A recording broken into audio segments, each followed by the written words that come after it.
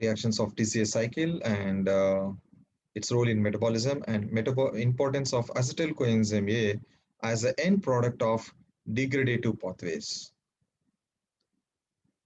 aneuploretic reactions and amphibolic reactions pathways. Okay, so citric acid cycle is known as Krebs cycle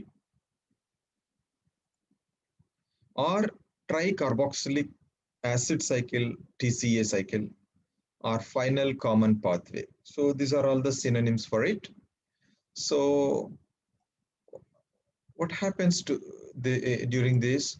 So just know what we have seen last two classes or three classes.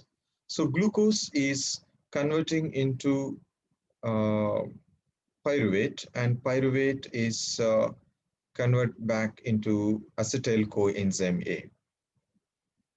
And glucose is coming from the polysaccharides or disaccharides or whatever the carbohydrates. And first they will split down into monomers, monosaccharides, and some of the monosaccharides will be converted into glucose. So those pathways need to be occurred. So those are all we are not actually discussing now. So, but overall, you need to have an idea. All those polysaccharides will be get digested and hydrolyzed into monosaccharides, and monosaccharides. Some of the monosaccharides will be indirectly converted into glucose or one of the intermediate of the glycolysis, and finally it will form acetyl coenzyme A. So not only this pathway, not only the glucose is giving the acetyl coenzyme A, even the lipids or fatty acids after the breakdown, it will give rise the acetyl coenzyme A. And proteins, once breakdown into amino acids, and amino acids also after the the catabolism of these amino acids will gives rise to either pyruvate or acetyl coenzyme A or some of the intermediates of the citric acid cycle. So thus, this citric acid cycle is very interesting pathway or very important vital pathway for not only the carbohydrate metabolism, for all other metabolic pathways.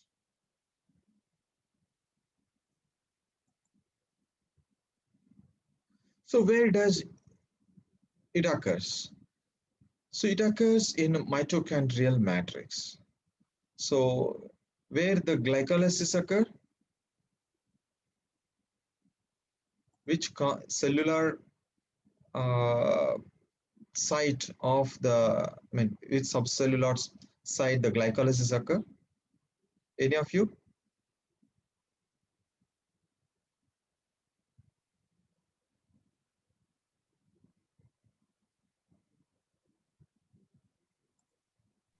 Cytoplasm, sir. Very good, cytoplasm. So, but the citric acid cycle occurs in mitochondrial matrix. So the product need to be transported from the cytoplasm to here in order to continue. So that is the important step.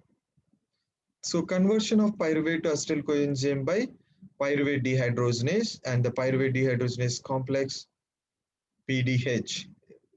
We usually call as a complex, PDH complex, because it is having multiple enzymes together, E1, E2, E3.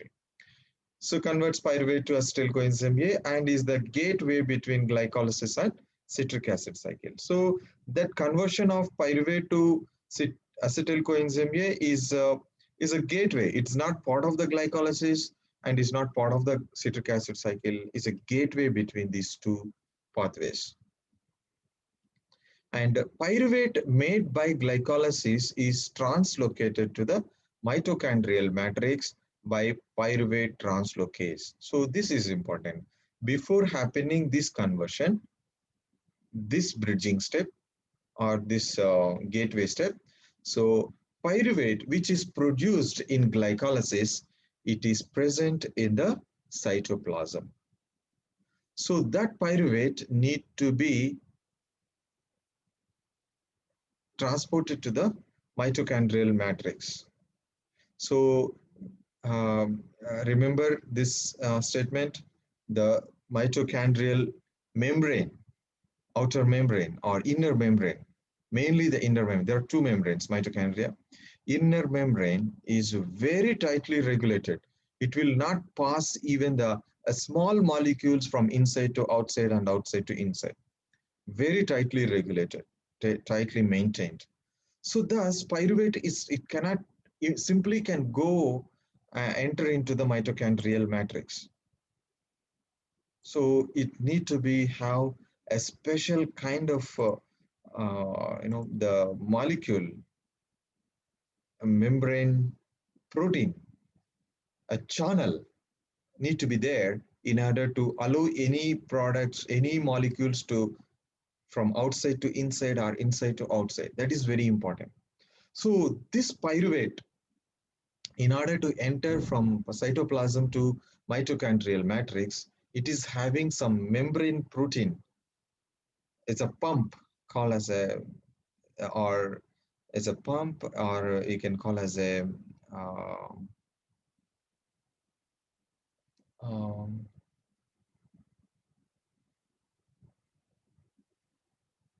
a channel, transporter. Okay, transporter. So this pyruvate need to be transported from the pyruvate to mitochondrial matrix. So this is the one, pyruvate translocase is going to be help. So after this pyruvate enter into the mitochondrial matrix, so this will convert into acetyl coenzyme A. So then acetyl coenzyme A synthesized from pyruvate is the starting molecule for the citric acid cycle or tricarboxylic acid cycle or Krebs cycle. So how it is? So this is the one.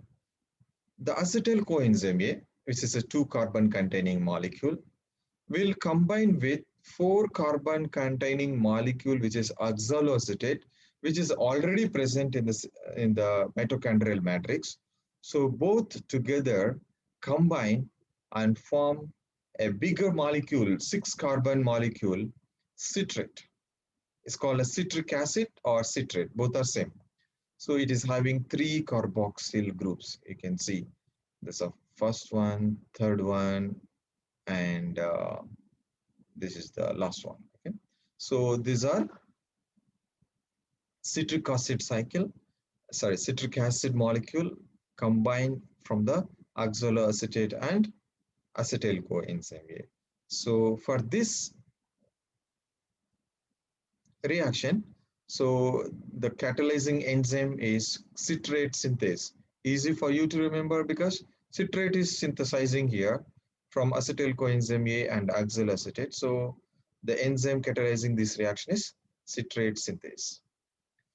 So the next reaction is citrate is going to be, special arrangements of the molecule. So there is no addition or deletion of any atoms from here, just arranging the molecule atoms here. So what is happening here? So if you observe this second carbon is having hydrogen and hydrogen to here, and third one is a hydroxyl and carboxyl group. So these two are going to change. What happens here in isocitrate? It's a second carbon is having, instead of 2 hydrogens, is having hydrogen hydroxyl group, and the third carbon hydrogen and carboxyl. Basically, this hydroxyl group moving from this carbon to this carbon. So that is called as isocitrate. Still it is a citrate. This is an isomer of it. So this is called as isocitrate. So for this conversion from citrate to isocitrate, the catalyzing enzyme is aconitase. So if you observe here, this reaction is bidirectional. So that means citrate can convert into isocitrate. At the same time, isocitrate can convert into citrate. So it's a reversible reaction.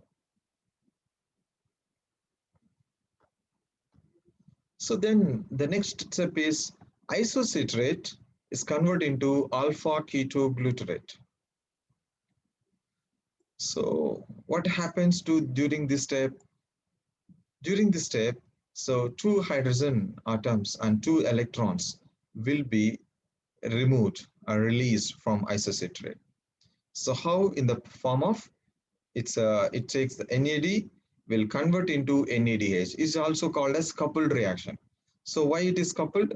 While isocitrate is converting into alpha ketoglutarate, at the same time NAD is converting into NADH.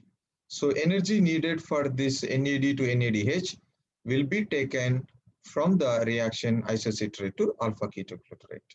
So this the enzyme catalyzing this reaction is isocitrate dehydrogenase. Is easy for you to remember because isocitrate is undergoing dehydrogenation. What is happening here? Two hydrogens from the second carbon is removed and becomes C double bond O, and these two hydrogen is passing to the NADH and one is present as a proton, and during this time two electrons also uh, transfer from the isocitrate to NAD. And apart from that, one more thing is happening. The carboxyl group is releasing from this third carbon. Carboxyl group is releasing. So in the form of carbon dioxide. So, so many things are happening here. So dehydrogenation and decarboxylation, both are happening. And NAD is forming, NADH is forming as a coupled reaction. And this is the like a energy cache. I mean, it's not immediate cache, but it's like a check. NAD can give rise to 3 ATPs after undergoing electron transport chain. So energetically, very important step. Isocitrate to alpha ketoglutarate.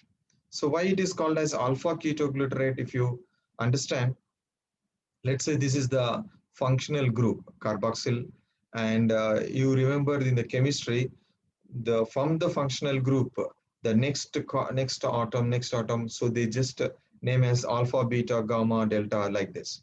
So this carboxyl group is a functional group, and the next carbon which is immediately attaching is the alpha carbon. The next one is beta. This is the gamma, so on. So alpha carbon is having the keto group. Double bond O is a keto, right? I think you must be remembering from the chemistry. So double bond O, C double bond is a keto group. So alpha carbon is having the keto group. So alpha keto glutarate. So or if you are not considering in the another nomenclature, instead of carbon, this one is a functional group. Instead of considering in that way, considering is this is the first carbon, second carbon, three, third, four, five. So if you give a number, so in that case, second carbon is having the keto group. So 2-keto-glutarate also you can call. The same compound you can call as a 2-keto-glutarate or alpha-keto-glutarate. So very commonly, traditionally, we call as alpha-keto-glutarate. So what is the next step? Okay, about this step, this reaction requires the coenzyme NAD and it releases carbon dioxide and oxidative decarboxylation. It is called as. So the same thing happens where during the PDH, pyruvate dehydrogenase. So pyruvate converting into acetyl coenzyme A. So what is happening? So that is also oxidative decarboxylation. When the NAD converting into the NADH, that is the oxidative process, and the same time decarboxylation, carbon dioxide is releasing. Okay, the process called as oxidative decarboxylation. So this is the second regulatory step in the cycle because this is the single direction. The first step also in a only forward direction, that is acetyl coenzyme A plus oxaloacetate giving rise the citrate, that is the single direction, and here also isocitrate to alpha ketoglutarate is a single direction. So that's this is the second regulatory step. We'll see the how it is regulated at the end of this class. Then the next one is alpha ketoglutarate convert into succinyl-CoA. So here another carbon dioxide is releasing, and coenzyme A is another coenzyme here for this reaction, and NAD is going to be converted into NADH. If you see here, is almost like a pyruvate dehydrogenase enzyme. So this alpha ketoglutarate dehydrogenase. What is happening here? Alpha ketoglutarate dehydrogenation. So alpha ketoglutarate dehydrogenase, the enzyme where NAD is converting into NADH, carbon dioxide is releasing, and coenzyme A is adding and binding to the product, resulted product, so it's becoming CoA, so succinyl CoA. Exactly similar, if you remember, pyruvate dehydrogenase. What happening?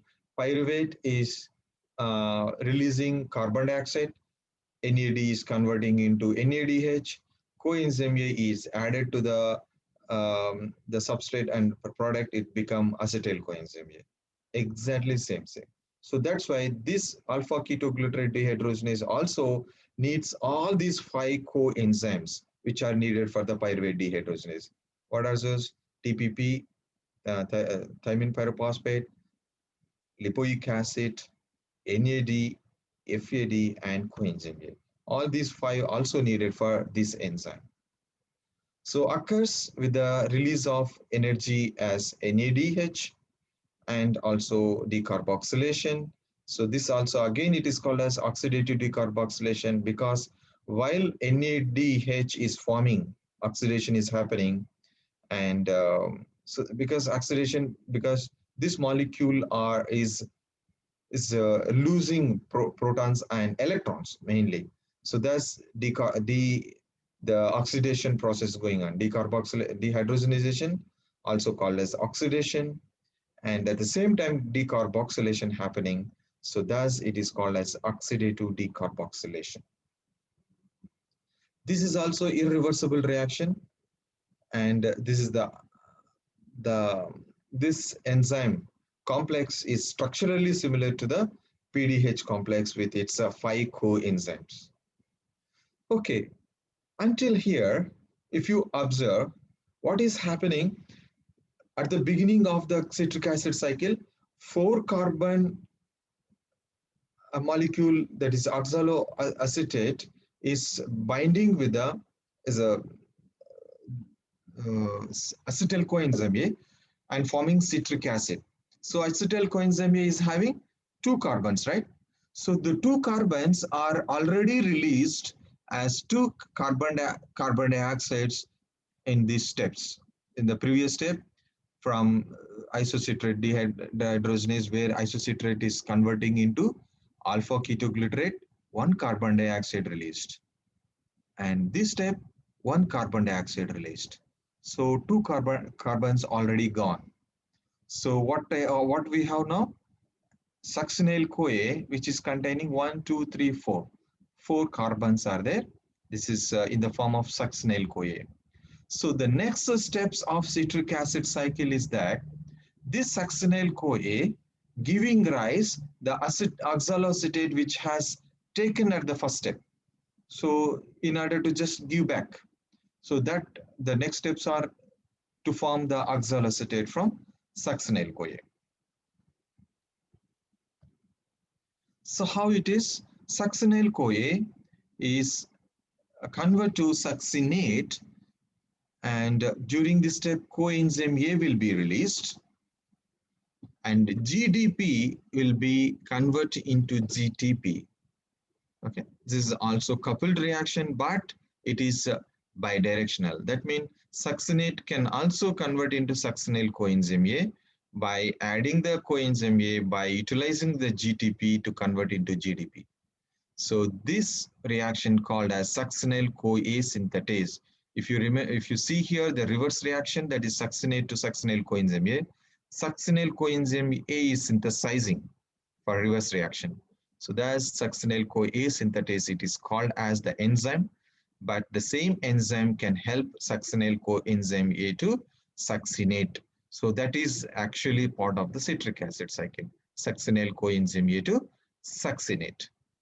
Okay, so what is happening here? Two carboxyl groups are there at the two ends. And yeah, the next one is, and during this step, GTP in synthesizing.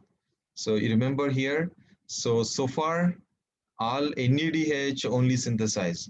So first time the immediate cache is releasing in citric acid cycle is in the form of GTP. So it's just like another ATP equivalent to. So it's a, GTP is synthesizing here. So in the same reaction, GTP is synthesized from GTP and inorganic phosphate. So what happens to the succinate? This succinate undergo dehydrogenation and it forms fumarate. So where it is dehydrogenation happening, the hydrogen and proton from the second carbon and hydrogen and proton from the third carbon will be passed to the FAD. Here the substrate enzyme is not NAD. Here it is FAD, and FAD pass those to the FAD. It forms FADH2, and the resulted molecule is going to be fumarate because carbon, which need to be usually form four bonds, isn't it? So here this carbon is having four bonds because one bond to this carbon, carboxyl carbon, another bond to this the CH2 carbon, and another two bonds to two hydrogens. So here also same thing, four bonds are there. There is no issue. When two hydrogens are removed from these two carbons, so each carbon is having the scarcity of one bond. So thus those two carbons will be having the form the double bond here. So that molecule we call as fumarate. Okay. So remember, this is the again bidirectional, though it is having a coupled reaction FAD to FADH2. The enzyme catalyzing this reaction is called as succinate dehydrogenase because succinate is undergoing dehydrogenation. And the next step is fumarate is getting hydrated. Hydrated means add in the water molecule. So how the water molecule is going to add to this molecule? So you see here CH and CH are there, and water molecule is like a H and OH. So H will be added to one carbon, OH will be added to the another carbon. So that is how it is get hydrated. See the CH and CH, the one H go to this here become CH2, and OH is going to here CHOH. So thus the fumarate get hydrated, it forms malate molecule. So this is what it is called as malate. And for enzyme for catalyzing this reaction is a fumarase, and this reaction also is a bidirectional. Finally, this L-malate again undergo the dehydrogenation where NAD will convert into NADH, and the malate become oxaloacetate. So what happens, the hydrogen from the second carbon and another hydrogen from hydroxyl group both will be passed to the NAD, and the same electrons also pass to the NAD, become NADH and H place. Thus this carbon will be this carbon and oxygen need to have an extra bond, so thus it become C double bond O. This is a keto group. So this molecule is called as oxaloacetate, and here the NADH is forming, and the enzyme catalyzing this reaction is malate dehydrogenase because dehydrogenation is happening and malate is the substrate, thus malate dehydrogenase. So here NADH energy is releasing. So thus oxaloacetate, which has used at the beginning, first step of the citric acid cycle, is given back already. So basically what happened here, the CH3CO, and which is two carbons which are part of the acetyl coenzyme A, is actually released as a in the form of carbon dioxide. But in fact, if you closely monitor, not this carbon and this carbon, both carbons are releasing in the carbon dioxide in the first step of the citric acid cycle.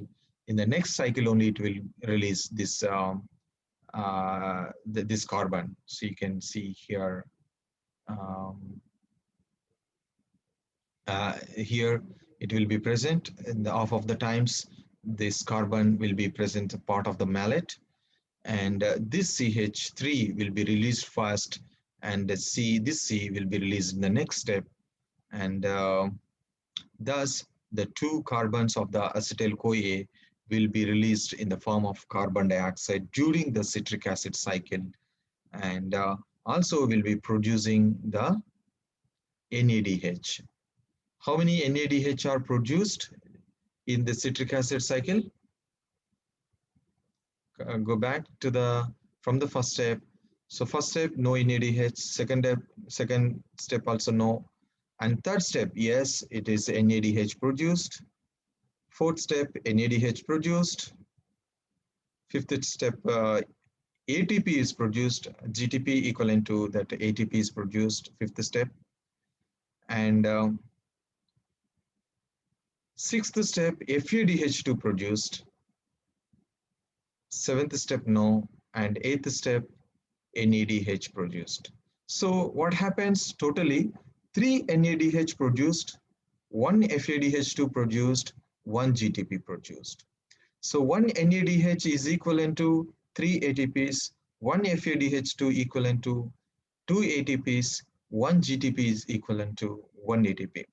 So why NADH is equivalent to 3 ATPs, why FADH is equivalent to 2 ATPs, we will understand in electron transport chain.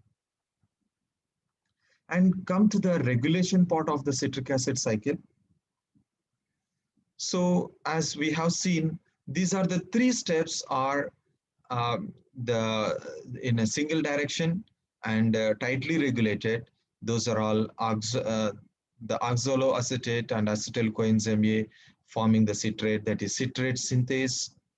Then third step, isocitrate dehydrogenase, and the alpha ketoglutarate dehydrogenase. These three enzymes are playing a role in the regulation of citric acid cycle. Again, the same thing, why citric acid cycle need to be regulated. When the energy is needed more and when the substrate high, as when the acetyl coenzyme A is very high, so then the citric acid cycle need to be performed more. And when there is a high and not required of much energy, and when the acetyl coenzyme A is not enough molecules are present, then citric acid cycle need to be stalled temporarily. So that is how the regulation is needed.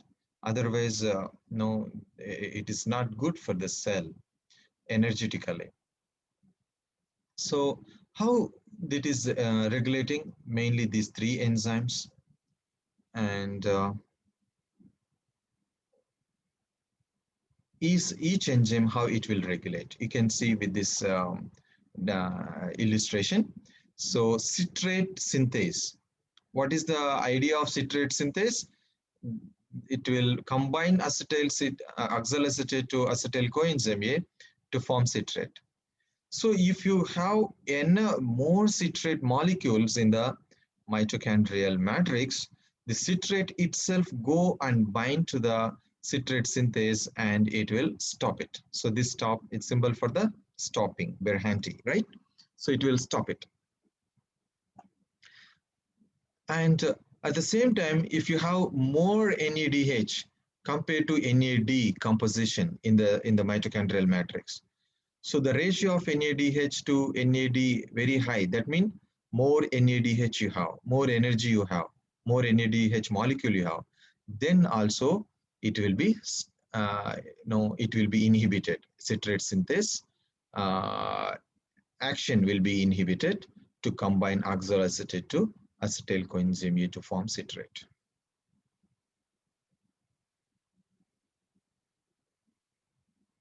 Apart from that, allosterically activated by calcium ions and ADP.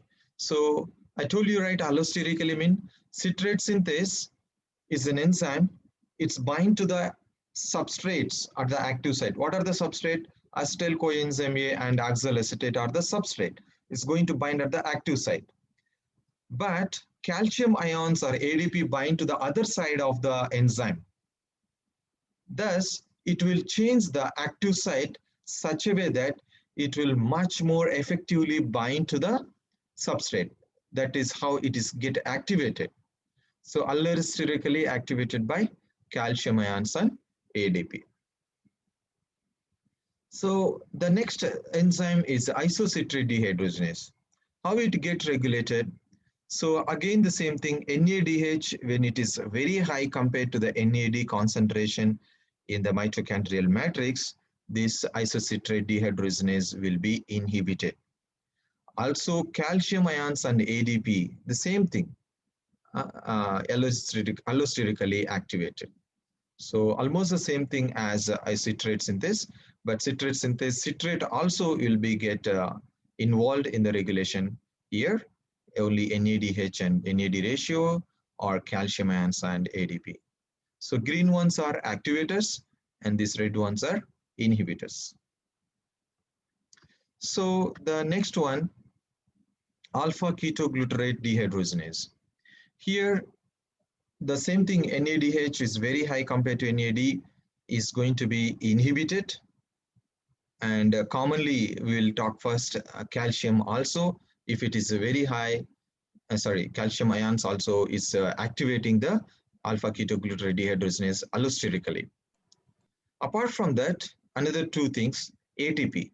When the ATP molecules are very high in the mitochondrial matrix, also it will inhibit the alpha ketoglutarate dehydrogenase, as well as if coenzyme A are very high compared to succinyl coenzyme A. That means succinyl coenzyme A is less molecules are present, then it will activate the alpha ketoglutarate dehydrogenase. So green color one. So these are the activators and inhibitors of these three enzymes which play important role in the regulation of citric acid cycle, which are citrate synthase, isocitrate dehydrogenase, and alpha ketoglutarate, which are catalyzing the single directional reactions of the citric acid cycle. So this is the overview. Okay. Then energetics. What happens to the energetic? Just now we talk about 3 NADH are producing, and each one equivalent to 3 ATPs, that's 9 ATPs produced, and 1 FADH is equivalent to 2 ATPs. So that means, then 1 ATP is produced in the form of GTP. So total 12 ATPs are produced. So 12 ATPs are produced from 1 pyruvate. So one acetyl coenzyme A and 1 acetyl coenzyme from 1 pyruvate. How many pyruvates are produced during the glycolysis from 1 glucose? From 1 glucose, how many pyruvates produced in glycolysis? Any of you? How many pyruvates produced from 1 glucose molecule in glycolysis?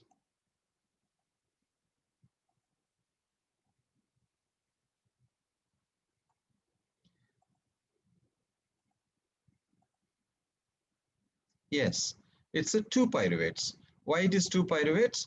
So if you still remember, in the middle of the after 3 reactions, the fructose 1,6-bisphosphate splitting down to glyceraldehyde 3-phosphate and dihydroxyacetone phosphate.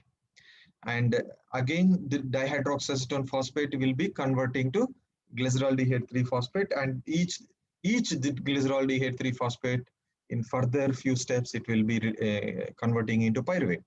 That means 2 glyceraldehyde 3 phosphate producing 2 pyruvates. That means one glucose molecule producing 2 pyruvates. 2 pyruvates producing 2 acetyl coenzyme A. So one acetyl coenzyme A full oxidation, it will give 12 ATPs. That means 2 acetyl coenzyme A gives 24 ATPs, isn't it? And apart from that, PDH, pyruvate dehydrogenase step, also it is giving NADH, right? So that means NADH is equivalent to 3 ATPs during the pyruvate to acetyl coenzyme A. So total, let us calculate now. So the complete oxidation of the molecule glucose, therefore yielding 8 ATPs during the glycolysis. Net energy yield in the aerobic glycolysis is 8 ATPs. After that, each pyruvate converting into acetyl coenzyme A, it will give 3 ATPs in the form of 1 NADH, and 2 pyruvates to 2 acetyl coenzyme A, it is equivalent to, it will give 2 NADH equivalent to 6 ATPs. And citric acid cycle, each acetyl coenzyme A giving 12 ATPs equivalents, and 2 cycles of citric acid cycle from 2 acetyl coenzyme A, it will give 24 ATPs. Thus, it will give 38 ATPs from one glucose, from starting from the glucose until releasing in the form of carbon dioxides. So all the carbons, the atoms of the glucose will be released as a carbon dioxide. Where are the carbon dioxide is releasing? Pyruvate to acetyl coenzyme A, it is releasing carbon dioxide. That means 2 pyruvate to 2 acetyl coenzyme A, 2 carbon dioxide released. In the citric acid cycle, so in the 2 steps, carbon dioxide will release, and 2 cycles of it, another 4 will be released. So all carbons of the glucose will be released in the form of 6 carbon dioxide, and it will give 38 ATPs. But in case of anaerobic conditions, anaerobic pathway, glucose will give just 2 ATPs only. Now, not all this will be skipped. Only 2 ATPs will be going to be produced in anaerobic. But aerobic, 38 ATPs. Okay, so something else we need to understand about the citric acid cycle, that is amphibolic pathway. What is this? It is a part of anabolic reactions, and it's also a part of catabolic reactions. It functions in the oxidative catabolism of the carbohydrates and fatty acids and amino acids. It provides precursor for many biosynthetic pathways.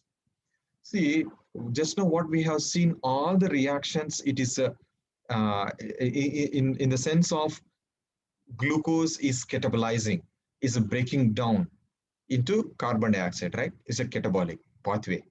It's not only that, it's actually the role of the citric acid cycle.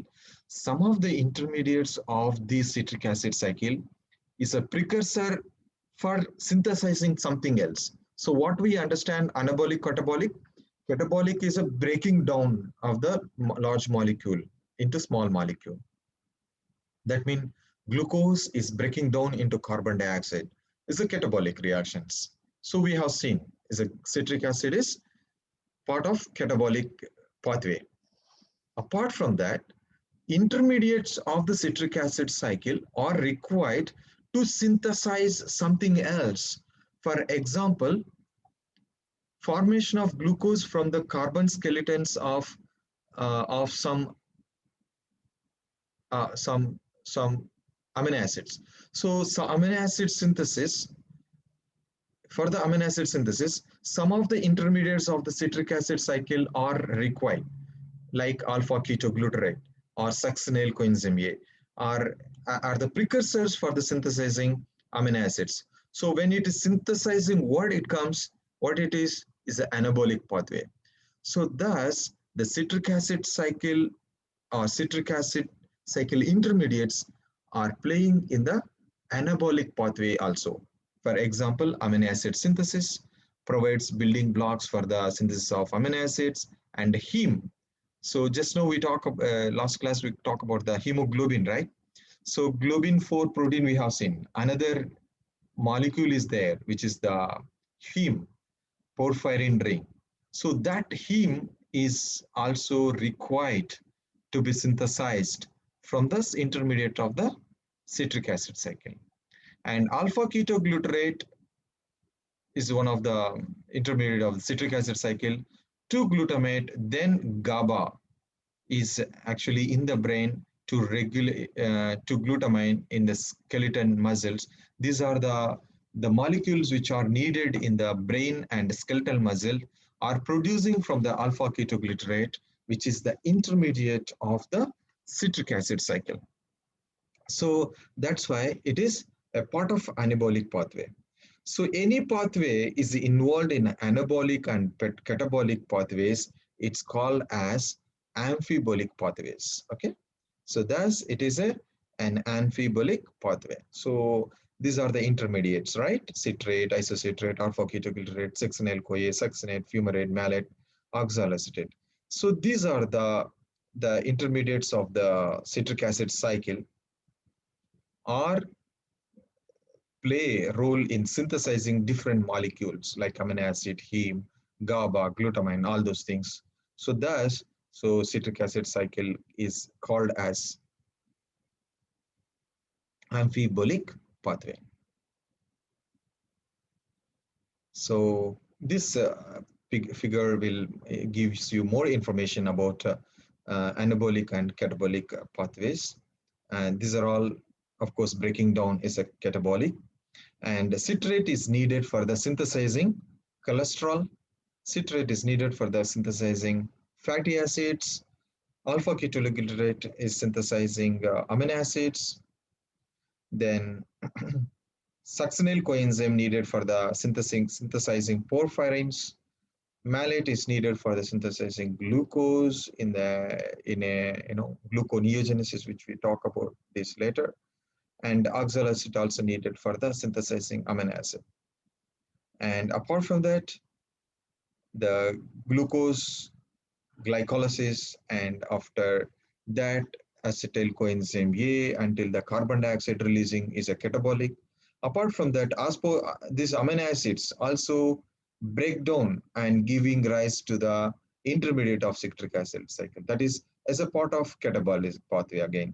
Even fatty acid chains also gives this intermediate. So not only the synthesizing and breaking down also amino acids gives these intermediates.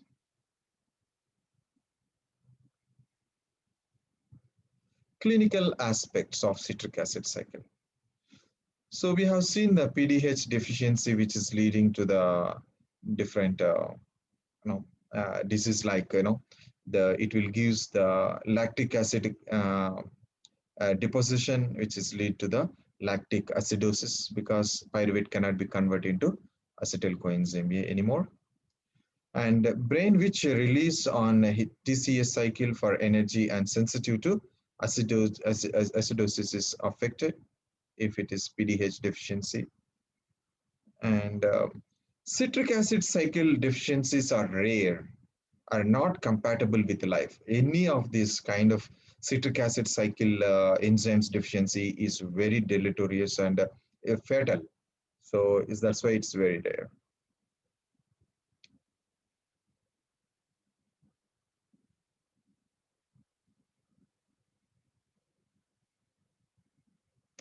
Okay, these are the syndrome or deficiency. Vitamin B is required for the PDH as well as alpha ketoglutarate complex because both are almost the similar. And some of the inhibitors like fluoroacetate inhibits aconitase, condenses as a fluoroacetyl coenzyme A and oxaloacetate to fluorocitrate. So this is like a inhibiting. This is not actually is a part of the metabolic pathway, like a toxins, like a arsenate. Arsenate, what happens? It inhibiting the enzymes that are required for lipoic acid as a cofactor, that is PDH and alpha ketoglutarate, affects brain, causing neurological disturbances. So arsenate poisoning in anyone consuming by chance. So what happens? It will affect the reactions of pyruvate dehydrogenase and alpha ketoglutarate, because it will affect the lipoic acid which are needed as a cofactor for these enzymes. So it will leads to the some kind of neurological disturbances. Another one is Wernicke Korsakoff syndrome. So this is the outcome of the severe alcoholism due to the deficiency of coenzymes TPP required for the PDH complex. So more alcohol consumption will lead to the unavailability of the TPP, which are needed for the PDH as well as alpha ketoglutarate dehydrogenase. So it will lead to the the this syndrome. This syndrome will present with a confusion, ophthalmoplegia, muscle weakness, heart failure, psychosis, and neuropathies. Okay, so that is the syndromes due to the some kind of poisoning or consumption of alcohol, not due to the mutations of the any enzymes, because that any kind of mutations deficiency, it is not possible to survive. So that is about today citric acid cycle lesson. So we have seen the TCA cycle pathway and gives the irreversible reactions of the pathway, and the reactions leading to the degradation of acetyl coenzyme A and resulting liberation of carbon dioxide we have seen. And we have described the steps involved in the formation of the reducing equivalents NADH, NADH, NADH, FADH2, etc., and discuss the importance of the pathway in energy production and biosynthesis. That is, it is not only in the catabolic and also in the synthesis of the different molecules. And the energetics also we have seen how many equivalent ATPs will be produced in citric acid cycle. So that is about the citric acid cycle. I hope you understood everything uh, until